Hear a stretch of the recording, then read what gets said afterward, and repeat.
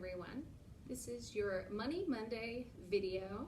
We want to remind you that we have a budgeting workshop tomorrow on how to develop a household and food budget. We're going to go over an actual budget worksheet of the information that you need to keep track of.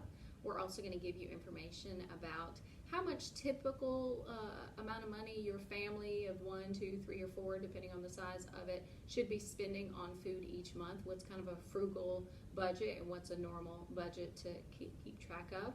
We'll talk about our More in My Basket program and how you can see if you are eligible to apply for and receive SNAP benefits, which is formerly known as food stamps, because there's a lot of people out there right now that are struggling meeting their expenses, and food has continued to rise up in price, and we want to make sure that you have access to food, and that if you need food assistance, we can help you provide information about some of the food pantries or organizations in the community that are helping people right now, as well as we can guide you through the process of applying for or just seeing if you're eligible for benefits with our More in My Basket program.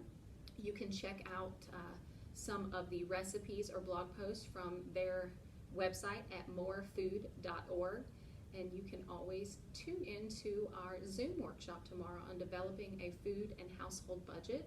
If you're interested in attending that, you can just post a comment on this video or shoot me an email at jennifer.brown@ncsu.edu, and I will send you the link for that Zoom workshop. We will also post that information online after the workshop to help you. This has been Jennifer Brown, Family Consumer Science Agent with the North Carolina Cooperative Extension Service. Thanks for tuning in.